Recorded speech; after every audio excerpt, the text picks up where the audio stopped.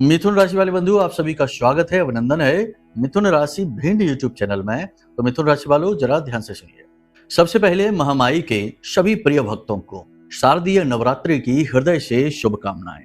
महामाई आप सभी के जीवन में सुखों की और इच्छा और मनोकामना पूर्ति की झड़ी लगाएं और आपके शत्रुओं का शमन करके, नाश करके आपके जीवन में सुख और शांति लेकर आए, ऐसी हम महामाई से कामना करते हैं। अब आज का यह कार्यक्रम बंधुओं बेहद खास है, बहुत ही महत्वपूर्ण है, क्योंकि यह एक ऐसा कार्यक्रम है जो आपको स्टेप बाय स्टेप गाइड करेगा पूरी नवरात्रि के विषय में।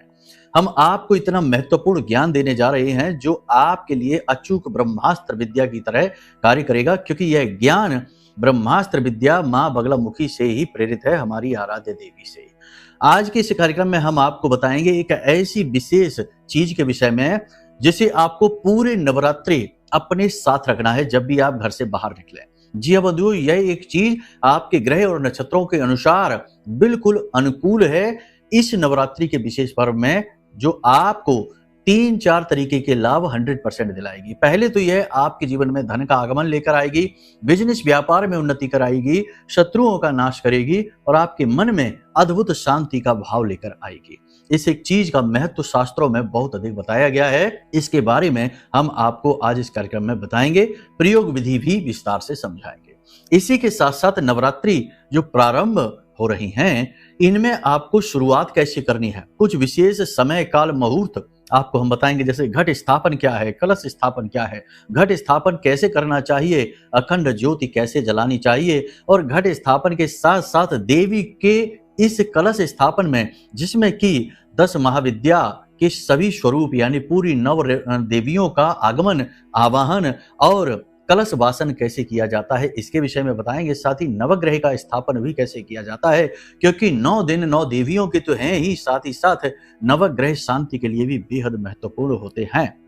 तो इसके विषय में भी आपको हम बताएंगे, यानी कि वैदिक ज्योतिष और अध्यात्म का एक अद्भुत मेल आज के इस कार्यक्रम में हम आपके लिए लेकर आए हैं बंधुओं। इस कार्यक्रम को आपको अंत तक अवश्य देखना है। साथ ही 4 बड़ी भविष्यवाणियां जो अगले 3 से 5 दिनों में आपके जीवन को पूरी तरीके से प्रभावित करेंगी, कुछ नेगेटिव हैं और कुछ पॉजिटिव हैं। याद रखना बंधुओं कि चंद्रमा का गोचर हो रहा है कन्या राशि में, और यह गोचर बेहद महत्वपूर्ण है आपके लिए, क्योंकि चंद्रमा मन है, चंद्रमा धन है, चंद्रमा आपकी भावनाएं हैं, और जिस व्यक्ति का धन, मन और भावनाएं नियंत्रित हैं, उसके अनुकूल हैं, उस व्यक्ति के जीवन में सुख, शांति, धन, वैभव, समृद्धि सब कुछ होता है। तो इस चंद्रमा के गोचर को हम आपको विस्तार से समझाएंगे, साथ ही साथ कुछ जरूरी उपाय, सावधानियां भी बताएंगे, जिससे आप गलती करने से बच जाएंगे और इस नवरात्रि में देवी के सभी रूपों की पूरी कृपा और आशीर्वाद आप प्राप्त कर पाएंगे। बंधुओं, यह जो नवरात्रि का पर्व है, यह कोई छोटा मोटा पर्व नहीं है। वैसे तो नवरात्रि के सभी पर्व ही बेहद महत्वपूर्ण हैं, क्योंकि देवी के स्वरूपों को पूजा जाता है, शक्ति का जागरण होता है। लेकिन हम आपको एक ऐसी विधि भी बताएंगे जिसमें कि आप शक्ति का स्थापन कर पाएंगे अपने स्वयं के घरों में। जी हाँ बंधुओं, एक छोटी सी बात आपको हम बता देते हैं, चाहे आप हमारे यहाँ की जाने वाली पूजा अनुष्ठान में भाग ले या ना ले, लेकिन हम आपको एक ऐसी विधि बताएंगे इस कार्यक्रम में जो आपको प्रतिदिन करनी है। जब हम, जैसे हम तो करेंगे ही अनुष्ठान, तो जिस समय हम यहाँ पर अनुष्ठान में रात्रि के समय बैठेंगे, उसी समय आपको भी इस क्रिया को करना है। तो कहीं ना कहीं शक्ति का स्थापन आपके घर में भी होगा। याद रखना कि जब कोई साधक पूरे आस्था भाव के साथ, दृढ़ विश्वास के साथ बैठता है साधना में, तो शक्ति प्रचंड रूप में उसके आसपास विचरित करती है, और इस विचरण में साधक से जो भी जुड़ने का प्रयास करता है, शक्ति उसे 100% लाभ पहुंचाती ही है। तो ऐसे में आपको भी लाभ प्राप्त करने का अद्भुत मौका है ये। इस कार्यक्रम को देखने के बाद आपको सारी चीजें स्पष्ट तौर पर समझ में आएंगी। बहुत सारी बातें हैं, छोटी बड़ी हम करेंगे इस कार्यक्रम में, बस कार्यक्रम को पूरा जरूर देखना। ऐसे रोज रोज नहीं बनते कार्यक्रम, ना ही YouTube पर आपको इस तरीके का विस्तार से बताने जाने वाला कार्यक्रम देखने को मिलेगा। लोग आधी अधूरी बातें करते हैं और चले जाते हैं, ज्ञान भी पूर्ण रूप से नहीं देते हैं। यहाँ आपको सब कुछ मिलेगा, ठीक है। तो ठंडे दिमाग से आपको बस देखना है इस कार्यक्रम को। उम्मीद करते हैं सारी बातें आप समझ रहे हैं। कार्यक्रम में अंत तक अवश्य ठहरेंगे। महामाई को याद करते हुए कार्यक्रम की शुरुआत करते हैं। कमेंट बॉक्स में पूरे भक्ति भाव के साथ लिख डालिए, जय मां भद्रकाली कृपा करो। महामाई निश्चित तौर पर आपके ऊपर कृपा कर चुकी हैं, तभी ये कार्यक्रम समय और काल के अनुरूप आपके पास आया है। एक और बात आपको बता दें बंधुओं कि हम नवरात्रि में महानुष्ठान प्रतिदिन कर रहे हैं। आपके लिए सुनहरा अवसर है कि आप भी देवी का आवाहन कर इस महानुष्ठान में भाग लेकर अपने जीवन को धन्य बना सकते हैं। नंबर वीडियो में दिए गए हैं, इन पर फोन करिए, सारी जानकारी आपको प्राप्त होगी। कैसे आपको भाग लेना है, कैसे आपको आगे बढ़ना है, कैसे देवी की सीधी कृपा आपको प्राप्त होगी, सब कुछ समझाया जाएगा विस्तार से। चलिए बंधुओं, अपने मूल विषय को शुरू करते हैं। बात करते हैं 4 बड़ी भविष्यवाणियों की। जय माई की। बंधुओं, ज्योतिष और तंत्र विद्या के क्षेत्र में आचार्य अमित एक जाना माना नाम है। पूज्य गुरुदेव के साधनाओं और ज्योतिष विद्या के अनुभव बेहद दिव्य है। जी हाँ, पूज्य गुरुदेव ने जिसकी भी कुंडली का विश्लेषण किया और कुंडली के अनुसार उसे सटीक उपाय व महामाई माँ बगलामुखी की विशेष कृपा दी, उसके जीवन में सकारात्मक बदलाव तो आ ही है। फिर चाहे समस्या कितनी ही कठिन क्यों ना हो, समाधान तो अवश्य हुआ है। अब ऐसे में यदि आप भी अपने जीवन की किसी बड़ी समस्या से जूझ रहे हैं, जैसे कि कर्जा बढ़ता ही जा रहा है, काम धंधा और व्यापार सब रुक चुका है, रिश्ते नातों में तनाव हद से ज्यादा बढ़ गया है, पूरा जीवन ही नकारात्मकताओं से भर गया है, तो ऐसे में यही सही समय है जब आप श्रेष्ठ गुरु से मार्गदर्शन प्राप्त करें और जीवन के अंधकार को समाप्त कर दिव्य प्रकाश की ओर कदम बढ़ाएं। वीडियो में दिए गए नंबरों पर तुरंत संपर्क करिए और अपनी कुंडली का विश्लेषण व समाधान पूज्य गुरुदेव के द्वारा करवा लीजिए। देर ना करें, आपके देवी देवताओं के आशीर्वाद से ये मौका खुद चलकर आपके पास आया है, इसे गंवाना नहीं है। अभी फोन करें और गुरुदेव से मार्गदर्शन प्राप्त करें। महामाई आपका कल्याण करें। धन्यवाद। सबसे महत्वपूर्ण बात बंधुओं, यहाँ पर हम आपको बताएं आपके व्यक्तिगत जीवन के बारे में। आपका व्यक्तित्व, आपका स्वभाव, आपका नेचर, सारी चीजों के बारे में बताते हैं। एक चीज यहाँ पर आपको बहुत ज्यादा खटकेगी। बात थोड़ी नेगेटिविटी से ही शुरू करते हैं क्योंकि ये ज्यादा महत्वपूर्ण है। चंद्रमा का गोचर हो रहा है कन्या राशि में 21 तारीख से, और इसके बाद चंद्रमा के ऊपर दृष्टि पड़ रही है सीधी शनि की। शनि की दृष्टि जब चंद्रमा के ऊपर पड़ती है तो ये चंद्रमा को दूषित कर देता है, क्योंकि शनि जो है बहुत ही धीमा और चंद्रमा बहुत ही ज्यादा फास्ट। तो ऐसे में घर्षण उत्पन्न होता है। इस घर्षण का प्रभाव जातक के जीवन पर यह होता है कि जातक अपने आप को अकेला महसूस करने लगता है, असहाय निस्सहाय महसूस करने लगता है, आत्मविश्वास जातक का डगमगाने लगता है, अपने ऊपर ही उसे वहम होने लगता है, शक होने लगता है अपनी ही योग्यता पर, और उसे अपने भविष्य को लेकर डर लगने लगता है। उसे ऐसा लगता है कि जैसे वह अकेला छूट गया है, कोई उसकी मदद के लिए नहीं है और अब उसे परेशानियों से कोई बचा नहीं सकता है, और आने वाली परेशानियों, आने वाली घटनाओं से उसे डर भय भी लगता रहता है। ऊपर ऊपर से वह शांत दिखाई देता है, लेकिन अंदर मन में खलबली मची होती है। और ऐसा जातक, यानी कि आपकी ही बात कर रहे हैं हम, अगले 3 से 5 दिनों में आप हर एक तरफ से भावनात्मक तौर से दुखी होंगे। कोई भी व्यक्ति आपकी भावनाओं को नहीं समझ पाएगा। आप जो कहेंगे उस बात का उल्टा सीधा मतलब निकाला जाएगा। आपकी पुरानी गलतियों, पुराने जख्मों को कुरेदा जाएगा, उन बातों को उखाड़ा जाएगा जिन्हें होना नहीं चाहिए, जिनके होने से आपको दुख होता है। आपके अपने घनिष्ठ से घनिष्ठ अपने ही आपको दुख पहुंचाने में कोई कसर नहीं छोड़ेंगे। जिन रिश्तों से आप भावनात्मक मनोबल प्राप्त करते हैं, भावनात्मक बल प्राप्त करते हैं, वे रिश्ते भी आपको अपने साथ खड़े तो दिखाई देंगे, लेकिन आपको समझ नहीं पाएंगे। तो ये एक बहुत ही अजीब सी स्थिति है आपके जीवन में। इसका मतलब ये नहीं है कि आप दुखी होकर रोते रहेंगे, एक कोने में बैठे रहेंगे, नहीं। आपका काम करने का बल कमजोर नहीं हो जाएगा। शारीरिक स्वास्थ्य थोड़ा बहुत कमजोर होगा, डगमगाएगा, थोड़ी बहुत परेशानी अवश्य आएंगी, लेकिन आप अपना काम पूरी तन्मयता के साथ करेंगे, पूरी मेहनत के साथ करेंगे।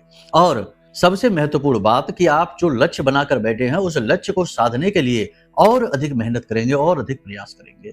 और इस समय और काल पर जब इंसान भावनात्मक तौर पर कमजोर होता है, उसे सहारा दिखाई नहीं दे रहे होते हैं, तो ऐसे में और अधिक मेहनत करना, अपने काम के लिए और ज्यादा समर्पित हो जाने में ही अक्लमंदी होती है। क्योंकि काम के चक्कर में इंसान कम से कम अपने दुख, अपनी तकलीफ, अपनी परेशानियों को भूल ही जाता है। रात के समय नींद लेने में आपको परेशानी होगी। अगले 3 से 5 दिनों में आपको सिर दर्द रह सकता है, साथ ही साथ गले में, छाती में इन्फेक्शन और पेट में दर्द की समस्या भी हो सकती है। तो इन समस्याओं के साथ साथ शुगर के पेशेंट जो हैं वो परेशान हो सकते हैं, और लो ब्लड प्रेशर के मरीज जो हैं वो भी परेशान हो सकते हैं। साथ ही साथ त्वचा पर किसी प्रकार का इन्फेक्शन हो सकता है, कोई कीड़ा डंक मार सकता है। इन सारी संभावनाओं के साथ साथ ऊंचे स्थानों से गिरने फिसलने का डर है, और वाहन आदि से एक्सीडेंट होना, दुर्घटना होने का भी भय है। तो संभल कर रहना है। कुल मिलाकर यह है, अपनी सेहत का ख्याल रखना है, खान पान का विशेष ख्याल रखें। हालांकि आप योग, प्राणायाम, अध्यात्म की ओर जा जरूर रही हैं, लेकिन अगले 3 से 5 दिनों में आप इन चीजों में थोड़ा कम गतिविधि में शामिल होंगे। उस गति के हिसाब से इन कार्यों को आप नहीं करेंगे, या यूं कह सकते हैं कि आपका मन लगेगा नहीं इन चीजों में, आपका मन कहीं और ही उलझा रहेगा। कार्यस्थल की बात करें तो सहयोगियों से आपको पूर्ण समर्थन प्राप्त नहीं होगा, विरोधी आपके सक्रिय हो जाएंगे, उच्च अधिकारी आपके ऊपर नजर रखेंगे, आपको बात बात पर डांटा भी जा सकता है और कुछ ऐसे कार्य करने के लिए भी आपसे कहा जा सकता है जिन्हें आप करना नहीं चाहते हैं, यानी आपके ऊपर अतिरिक्त दबाव बनाया जाएगा। काम की अधिकता रहेगी जिसकी वजह से आप थकावट बहुत अधिक महसूस करेंगे, हल्के बुखार की भी स्थिति रहेगी।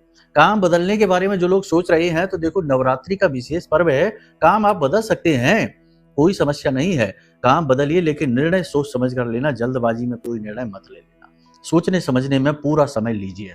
नए बिजनेस व्यापार की शुरुआत भी आप कर सकते हैं, कोई बुराई नहीं है। नवरात्रि के पर्व में नई चीजों की शुरुआत की जा सकती है। फिर भी हम आपसे ये कहेंगे कि बिजनेस में 3 बातों को हमेशा अवॉइड करना।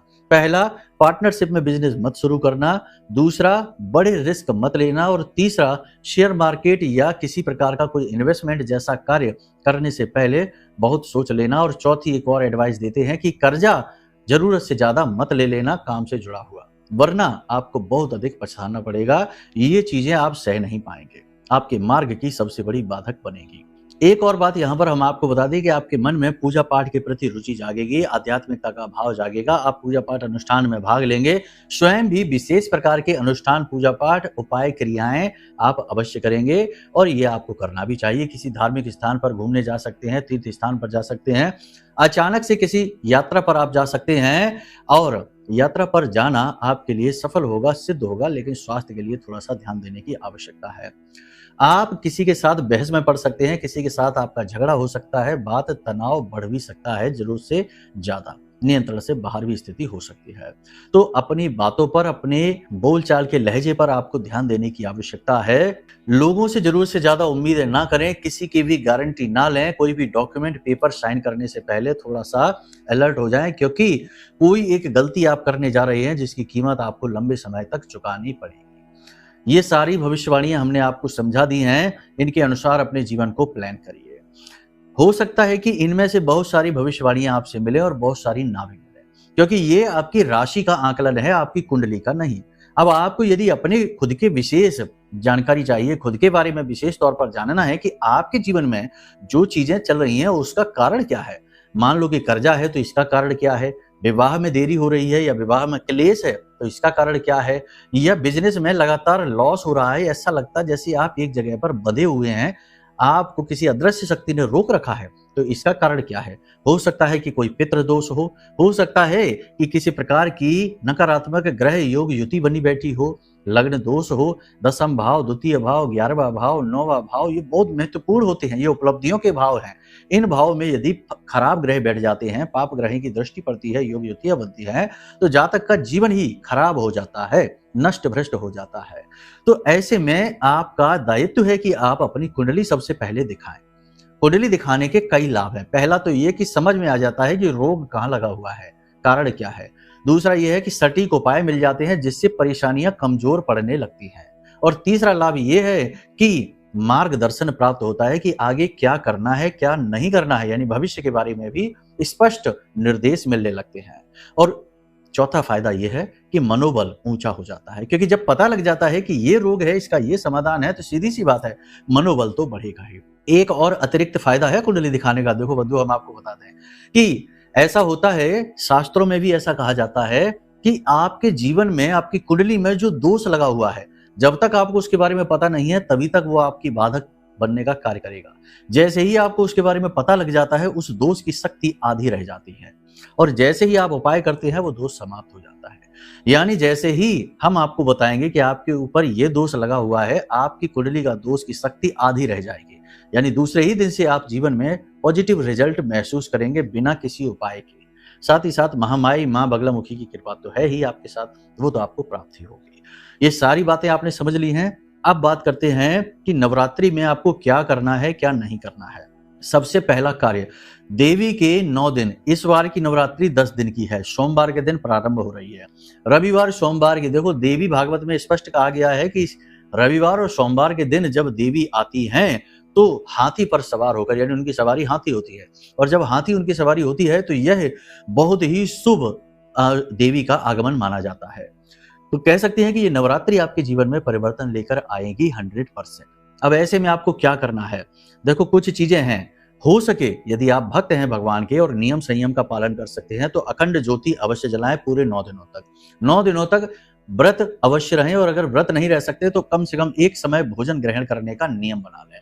इसी के साथ साथ कोई विशेष अनुष्ठान क्रियाएं अवश्य करें। आपको कुछ नहीं पता चल रहा है कि क्या करें, तो हम आपको बता दें, हमारी आराध्य देवी हैं माँ बगलामुखी। इनके कवच पाठ का अनुष्ठान कर लीजिए। मंत्र अनुष्ठान की बात हम आपसे नहीं कहेंगे, क्योंकि मंत्र का अनुष्ठान करने में बहुत अधिक नियम चाहिए और ये कठिन भी है, तो इसे इस तरह नहीं ले सकते। लेकिन आप कवच पाठ का अनुष्ठान कर सकते हैं। कवच अनुष्ठान के बारे में बहुत सारी बातें बताई गई हैं शास्त्रों में। विश्व सारोद्धार तंत्र नाम का एक ग्रंथ है जिसमें स्वयं शिव और पार्वती का संवाद है, जिसमें देवी पार्वती इस माँ बगलामुखी कवच के बारे में बताती हैं कि जो भी व्यक्ति इस कवच का पाठ नियमबद्ध तरीके से करता है, यानी कि इसका पुरस्चरण करता है, अनुष्ठान करता है, उस व्यक्ति के जीवन में देवी बगलामुखी स्वयं रक्षा का कार्य करती हैं, आसपास बाल का कवच बनाती हैं।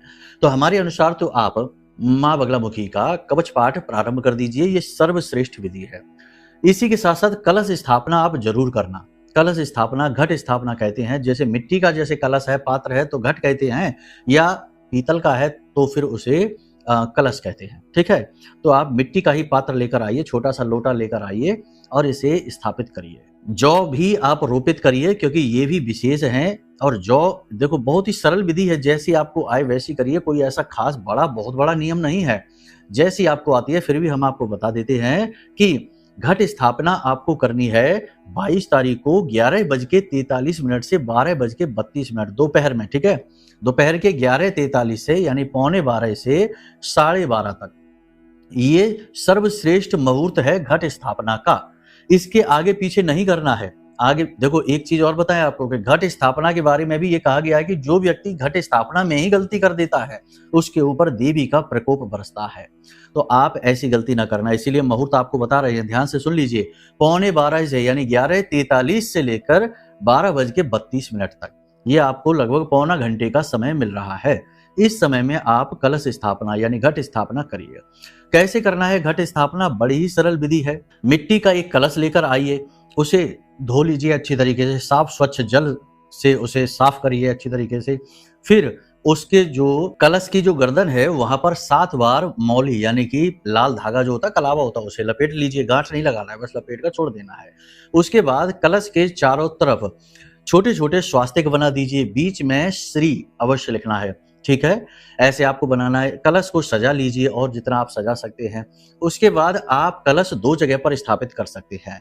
या तो आप आटे से एक चौक बनाएं, 10 पंखुड़ी वाला कमल बनाएं और उसके ऊपर स्थापित करें, या फिर आप एक पात्र मिट्टी का ले लें और उसमें थोड़ी सी कच्ची मिट्टी डालकर और उसमें थोड़े से जौ बो दें और उन्हीं जौ के बीच में इस कलश को स्थापित करें। 7 आम के पत्ते आपको चाहिए जो उस कलश के मुख पर रखेंगे, और एक नारियल पानी वाला, जटा वाला पानी वाला नारियल आपको चाहिए। इस नारियल का भी आपको पूजन करना है, शुद्ध जल छिड़ककर, गंगा जल छिड़ककर पूजन करना है। आसपास इसके भी 7 बार कलावा लपेटना है। फिर एक लाल या पीले रंग की चुनरी लपेटनी है और इस नारियल में भी आपको तिलक टीका करना है, लाल चंदन से या फिर सिंदूर से। और इसे आप जिस तरफ आप मुख कर आप बैठते हैं पूजा में, देवी के सामने बैठते हैं आप पूजा में, आपकी तरफ मुख करके इस नारियल को रख देना है। ठीक है, ये नारियल स्थापन हो गया। अब जल जो आप भरेंगे उस कलश में, इसे कैसे भरेंगे? जल शुद्ध होना चाहिए, थोड़ा गंगा जल इसमें डालना, एक सिक्का डाल देना चांदी का या साधारण सिक्का डाल देना, थोड़े से अक्षत यानी चावल, थोड़ी सी हल्दी, थोड़ी सी तुलसी मैया की जड़ की मिट्टी लेकर इसमें डाल देना, और थोड़ी सी हल्दी, एक लौंग का जोड़ा, एक इलायची डालकर इस कलश को ढक देंगे। ढकेंगे किससे? आम के पत्ते जो है 7 पत्ते ऐसे लगाएंगे और उसके ऊपर नारियल हम रख देंगे। एक पात्र भी रख सकते हैं, ढक्कन आता है ऊपर का, उसे भी रख सकते हैं, और उसके ऊपर थोड़ा सा अन्न रखेंगे और उसके ऊपर नारियल को रख सकते हैं। अब समझ में आ गया आपको कि कलश आपको तैयार करना है। इस कलश में जल भरना है। जल भरने के बाद इसके ऊपर आप एक ढक्कन रख सकते हैं। ढक्कन के नीचे 7 आम के पत्तों को दबा देंगे और उसके ऊपर ढक्कन में आप थोड़ा सा अन्न यानी गेहूं भर सकते हैं और उसके ऊपर आप नारियल को रखें, नारियल का मुख आपकी ओर हो यानी जटा का मुख आपकी ओर हो। इस प्रकार से कलश स्थापन आप करें। हो सके तो अखंड ज्योति अवश्य जलाएं, नहीं जला सकते हैं तो कम से कम शाम के समय यानी रात्रि के समय 9 बजे के आसपास बैठकर विशेष पूजा पाठ अनुष्ठान अवश्य करें। कौन सा अनुष्ठान करेंगे? तो अनुष्ठान के लिए हमने आपको बता दिया कि वैसे तो आप कुछ भी कर सकते हैं, दुर्गा सप्तशती कर सकते हैं, मंत्रोच्चारण कोई भी ना करें। बिना गुरु के मार्गदर्शन के मंत्रोच्चारण करना ठीक नहीं रहेगा, तो कोई भी मंत्रोच्चारण ना करें। बहुत से लोग नवाड़ मंत्र करने लगते हैं, ऐसे नहीं करना। आपको कोई कवच पाठ कर सकते, दुर्गा सप्तशती का पाठ कर सकते हैं, दुर्गा चालीसा का पाठ कर सकते हैं, लगातार 11 पाठ का अनुष्ठान 11 चालीसा पाठ का अनुष्ठान कर सकते हैं, या फिर आप चाहें तो माँ बगलामुखी का विशेष कवच पाठ कर सकते हैं। ये अनुष्ठान आपको कैसे करना होगा? प्रथम दिवस गाय के घी का दीपक जलाकर बैठना है, हाथ में जल और थोड़े चावल और एक पुष्प, पीले रंग का पुष्प लेकर एक संकल्प लेना है कि 9 दिनों तक आप प्रतिदिन 7 कवच पाठ का संकल्प लेते हैं। अपना नाम, अपना कुल गोत्र बताकर ऐसे बैठना। प्रतिदिन 9 बजे के आसपास बैठना, क्योंकि 9 बजे ही हम यहाँ धाम पर अनुष्ठान करने के लिए बैठेंगे। तो जब आप वहां करेंगे अनुष्ठान और यहाँ हम करेंगे अनुष्ठान, तो ये हमारी और आपकी ऊर्जाओं का सम्मिश्रण होगा, ठीक है? क्योंकि हम आपको इसके लिए प्रेरित कर रहे हैं, तो इस नाते हम आपके गुरु हो जाते हैं। और गुरु और शिष्य जब साथ अनुष्ठान करते हैं तो चाहे दुनिया के किसी भी कोने में हो, देवी दोनों के लिए समान फलदायी हो जाती हैं, ठीक है? तो आप ऐसे कर सकते हैं। फिर लगातार 7 कवच पाठ करेंगे, उसके बाद आप चालीसा करेंगे। शुरुआत आरती से करेंगे, आरती, कवच पाठ, चालीसा, ठीक है? इस प्रकार आपका अनुष्ठान समाप्त होगा। प्रतिदिन आप इस अनुष्ठान को करते रहिए और अंतिम दिन आप इस अनुष्ठान को पूर्ण करने के बाद ओम बगला देव्यै नमः इस मंत्र से 108 आहुति का हवन करके और कन्याओं को भोज करा देना। लो, हो गया, बहुत ही सरल है। और ये जो आपने जल है, ये कलश है, ये सारी चीजों को जल विसर्जित कर देना। ये देवी का स्थापन है, ठीक है? आवाहन है और देवी का निवास है उसमें, तो ये उनका आप विसर्जन कर देंगे। इस प्रकार से नवरात्रि का विशेष अनुष्ठान आप करेंगे, आपको बहुत ज्यादा फलित हो जाएगा। कवच पाठ का अत्यधिक महत्व है। अब आपको बताते हैं इस एक चीज के विषय में, क्योंकि कार्यक्रम वहीं से हमने शुरू किया था। तो देखो, सबसे बड़ी बात है कि आज आप इस कार्यक्रम को देख रहे हैं, कल ही यानी कि दिन के समय आप जाइए बाजार में और एक हल्दी की गांठ लेकर आइए, क्योंकि हल्दी जो है ना, हरिद्र कहते हैं इसको। हरिद्र माँ बगलामुखी को अत्यंत प्रिय है। हम तो आपको जो बताएंगे वो देवी से जुड़ा हुआ ही बताएंगे, क्योंकि वो हमारी माँ है, हमारी आराध्य हैं, हम तो उनके चरणों में रहते हैं, तो उनसे ही जुड़ी चीज बताएंगे। तो एक हरिद्र की गांठ लेकर आइए, ठीक है ना? हल्दी की गांठ एक साबुत होनी चाहिए, टूटी फूटी ना हो, देख कर लाना अच्छी तरह से, गोल हो, एक जैसे आकार की हो। हल्दी की इस गांठ को लेकर आना है। पीले रंग का कोरा कपड़ा लेना है, पीले रंग का धागा लेना है और इस हल्दी की गांठ के आसपास पीले रंग के कपड़े को लपेटना है और पीले रंग के इस धागे को भी लपेट देना है। इसके ऊपर आप हल्दी और चावल से तिलक करके और इसे माई के चरणों में रख दीजिए। रात के समय जब आप अनुष्ठान करें तो इस हल्दी की गांठ को वहीं रखा छोड़ दीजिए। दिन के समय इसे अपने पास, अपनी जेब में, अपने पर्स में, चमड़े का पर्स ना हो, ये याद रखना, अपनी जेब में, अपने पर्स में रखकर काम पर निकल जाइए। आपकी कोई नजरें नहीं मिला सकता, शत्रु आपके सामने खड़ा नहीं रह सकता है और आपके हर फैसले में देवी आपका साथ देंगी, सफलता आपके कदम चूमेगी। अत्यंत महत्वपूर्ण प्रयोग है, इसे आप कर लेना। अनुष्ठान रात्रि में अवश्य करना, क्योंकि ये कमाई के दिन होते हैं। देखो, पैसा धन दौलत कमाओगे यहीं के यहीं रह जाएगा, कोई नहीं पूछने वाला, लेकिन ये जो अनुष्ठानिक कर्म से आप जो अपना आध्यात्मिक बल बढ़ाओगे, यही आपके साथ जाएगा और जन्म जन्मांतर तक आपके साथ रहेगा, ठीक है? यही असली कमाई है, तो इसे कर जरूर लेना। बाकी दुनियादारी की फिजूल की बातें तो 50 तरीके की होती हैं, उनमें तो उलझे उलझे ही प्राण निकल जाते हैं और पता नहीं चलता। तो कहने का मतलब ये है कि ये जो विशेष समय और काल हैं, और यहाँ तक आप कार्यक्रम अगर देख रहे हैं तो इसका लाभ अवश्य लीजिए। ऐसे में एक और महत्वपूर्ण आपको बात बता दें हम कि ये जो महारक्षा कवच है, देवी के जागृत मंत्रों से हमने अभिमंत्रित किया है। इस महारक्षा कवच को भी आप ऑर्डर कर सकते हैं, मंगवा सकते हैं। ये आपके जीवन के लिए ही बना है, हर पल आपकी रक्षा करेगा और आजीवन की सुरक्षा आपको देगा। जिसने भी इस कवच को मंगाया है उसके जीवन में उसका उद्धार निश्चित तौर पर हुआ है। तो इस नवरात्रि के विशेष पर्व में इस कवच को मंगाना बिल्कुल ना भूलें। ये चीजें हम आपको दे रहे हैं उपहार के स्वरूप में, बहुत ही अल्प, बहुत ही छोटी सी दक्षिणा के तौर पर, और ये आपके लिए प्रोत्साहन है, आवाहन है ये चीजें बेचने की कोशिश नहीं है। यदि बेचाबाजी के विचार मन में आ रहे हैं कि बेच रहे हैं गुरुजी, ये है वो है, तो बिल्कुल भी ऑर्डर न करना, फिर आप पे काम नहीं करेगी ये चीजें, क्योंकि ये चीजें भाव से जुड़ी हुई हैं। ये समझिए कि गुरु के द्वारा आपको दी जा रही हैं, यानी गुरुमुखी जो चीजें होती हैं वो बड़ी सिद्ध होती हैं। इस पे भी यदि आपके मन में कुतर्क आ जाते हैं, उल्टे सीधे विचार आ जाते हैं, तो भाव तो समाप्त हो गया, तो फिर आवश्यकता ही नहीं है खरीदने की, काम भी नहीं करेंगे। ठीक है, तो अपने भाव को दृढ़ करके, मन को पक्का करके देवी की शरण में आ जाइए, क्योंकि उद्धार देवी ही करेंगी, बाकी सब कुछ मिथ्या है। देवी ही एकमात्र सत्य है, इनकी शरण में आना ही सबसे बड़ा कर्म है। ठीक है, उम्मीद करते हैं सारी बातें आपने समझ ली हैं, इन्हें जीवन में उतारिए, अपना उद्धार कर डालिए। प्रेम से बोलिए जय माई की, जय मां बगलामुखी। हमारे प्रिय और परम पूज्य आचार्य जी ने अपनी साधनाओं के अनुभवों पर आधारित शक्तिशाली उपाय और क्रियाओं के माध्यम से हजारों लोगों के जीवन को पूरी तरह से बदला है। आचार्य जी के द्वारा बताया गया हर एक उपाय इतना सटीक और कारगर होता है कि जो भी इसे पूरे भाव के साथ कर लेता है, उसे साक्षात महामाई की कृपा और आशीर्वाद प्राप्त हो जाती है। इसलिए निसंकोच इन उपायों को पूरे भाव के साथ करिए, आपका कल्याण होगा। जय माई की।